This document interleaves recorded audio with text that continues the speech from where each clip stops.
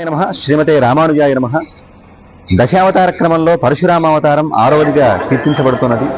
ఈ పరశురామావతారాన్ని ధరించినటువంటి వైనం మనకి పురాణాలు చాలా విశేషంగా తెలియజేస్తున్నాయి. ప్రభు అనేటువంటి వాడు ప్రజల్ని సక్రమమైనటువంటి మార్గంలో, ధర్మ మార్గంలో నడిపించవలసినటువంటి బాధ్యత కలవాడు. అటువంటి ప్రభువే తన బాధ్యతను మరిచి అన్యాయంగా అధర్మంగా ప్రవర్తించేటువంటి తరుణంలో ఈ పరశురామావతారాన్ని ధరించి స్వామి దుష్టక్షత్రియులు ఎవరైతే ఉన్నారో వీరందరినీ కూడా 21 మారులు దండెత్తి సంహరించినట్లుగా మనకి పురాణాలు చెబుతున్నాయి. ఈ 21 మారులు దండెత్తడంలో ఉన్నటువంటి అంతరార్థాన్ని మనకి పెద్దలు ఇలా తెలియజేస్తారు.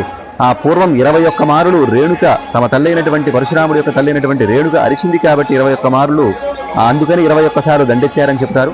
అదే కాకుండా మరొక విశేషాన్ని కూడా పెద్దలు తెలియజేస్తారు. రాజలాంఛనాలు అనేటువంటివి 21, అందుకనే ఈ రాజలాంఛనాలు 21 కాబట్టి దుష్టక్షత్రువులైనటువంటి రాజులు వీటిని ధరించడానికి అనర్హులు కాబట్టి వారందరినీ కూడా 21 మారులు దండెత్తి సంహరించి ధర్మాన్ని స్థాపించినటువంటి అవతారంగా మనకి పరశురామ అవతారం విఖ్యాతి చెందింది. అంతేకాకుండా జమదగ్ని కుమారుడవటం వల్ల ఈయనకి జామదగ్ని అని, భృగువంశంలో జన్మించటం వల్ల భార్గవరాముడని, పరశువుని అంటే గండ్రగొడ్డలని ఆయుధంగా కలవాడు కాబట్టి పరశురాముడని, కార్తవీర్యార్జునుడిని సైతం కూడా సంహరించినటువంటి మహాపరాక్రమవంతుడు మనకి పరశురాముడు. కార్తవీర్యార్జునుడు అంటే సామాన్యుడు కాదు. దత్తాత్రేయుడిని ఉపాసించి 1000 బాహువులను సంపాదించి రావణాసురుని సైతం కూడా తనను ఓడించినటువంటి మహా గొప్ప పరాక్రమశాలి. అటువంటి వాడు కూడా అధర్మవర్తనుడై మెలగటం వల్ల దాన్ని సహించలేనటువంటి పరశురాముడు అతని 1000 బాహువులను నరికి అతన్ని కూడా సంహరించడం జరిగింది. అలా కార్తవీర్యార్జునుడు కూడా నిర్జించినటువంటి మహాపరాక్రమవంతుడుగా మనకి పరశురామావతారం విఖ్యాతి చెందింది. అగ్రత చతురోవేదాహ పృష్ఠత శరసంధను ఇదం బ్రాహ్మ్యమిదం క్షాత్రం శాపాదపి శరాదపి అని చెప్పినట్లుగా అటు క్షత్రియ లక్షణాలను ఇటు బ్రాహ్మణ లక్షణాన్ని కలిగి ఉన్నటువంటి ఉభయ సమ్మేళితమైనటువంటి లక్షణాలు కలిగినటువంటి అవతారంగా మనకి పరశురామ అవతారం విఖ్యాతి చెందింది. అటువంటి పరశురాముడు రామావతార సమయంలో కూడా తనలో ఉన్నటువంటి వైష్ణవాంశను రామచంద్రమూర్తికి ప్రసాదిస్తాడు.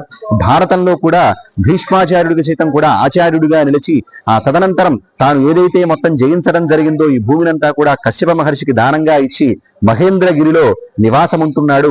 అంతేకాకుండా పితృవాక్య పరిపాలకుడుగా తొలిగా కీర్తించబడినటువంటి వ్యక్తిగా పరశురామ అవతారం మనకి విఖ్యాతి చెందింది.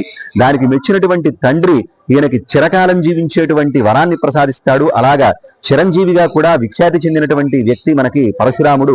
అంతేకాకుండా పాంచరాత్రాగమంలో భార్గవతంత్రం అనేటువంటి గొప్ప సంహిత ఉన్నది. దాన్ని కూడా అనుగ్రహించినటువంటి వ్యక్తిగా మనకి పరశురాముడు కనిపిస్తాడు. అటువంటి దివ్యమైనటువంటి పరశురామ రూపంలో ఈనాడు భద్రాచల రామచంద్రమూర్తి వైకుంఠ ఏకాదశి మహోత్సవాలలో భాగంగా 6వ రోజున దర్శనాన్ని కృపజేస్తున్నారు. అటువంటి దివ్యమైనటువంటి పరశురాముణ్ణి దర్శించడం వల్ల సకల శుభాలు పొందుతారని, అంతేకాకుండా శుక్రగ్రహ సంబంధమైనటువంటి బాధలు ఏవైనా ఉంటే అది పరశురాముణ్ణి ఆరాధించడం వల్ల తొలగుతాయని మనకి జ్యోతిష్ శాస్త్రం చెబుతుంది. అటువంటి దివ్యమైనటువంటి రూపాన్ని దర్శించి తరించవలసిందిగా కోరుతూ జై శ్రీరామ్.